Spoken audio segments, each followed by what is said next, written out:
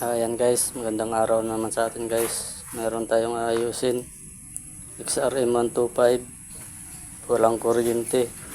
Titingnan natin guys kung anong problema niya at kung masusolusyonan natin bakit siya walang kuryente. Naka direct na kanyang susian saka ang kanyang battery guys. Try natin tadyakan kung may lalabas na kuryente.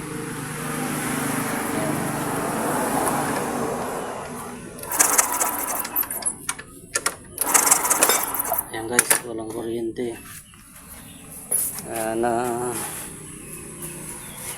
Try natin yung kanyang battery kung okay pa.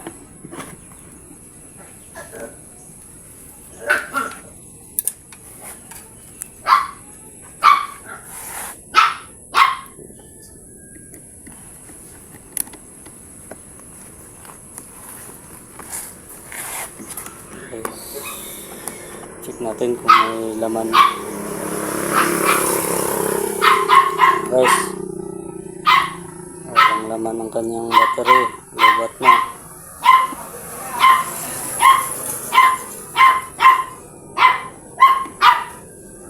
Gagawin natin guys, lalagyan natin ng battery.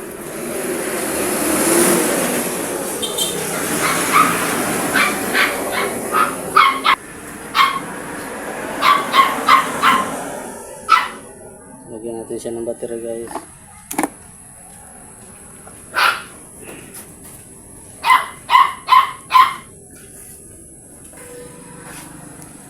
Guys, nalagyan natin ng battery. Tingnan natin guys. Ayan, umilaw ng kanyang neutral. Try natin tadyakan kung may lalabas na kuryente.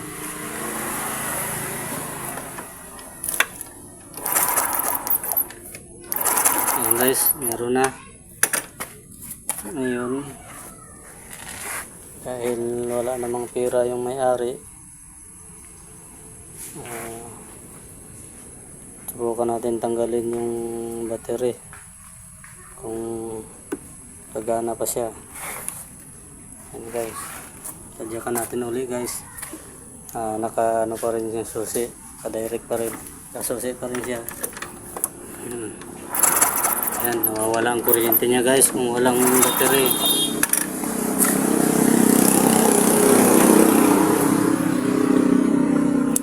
Bukan natin palitan ng kanyang regulator kung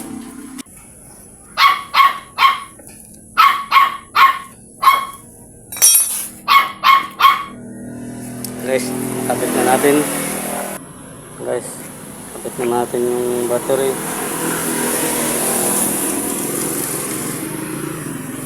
Ayan, ayan, ilaw na siya.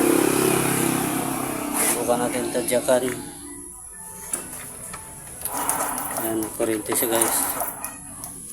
Ngayon, tatanggalin na natin tong battery guys. Ayan, hindi na tayo gagamit ng battery dahil wala namang pambiling battery may-ari. Nagpalit lang tayo ng regulator para may kuryente pa rin lalabas kahit wala siyang battery. Ayan guys. Guys,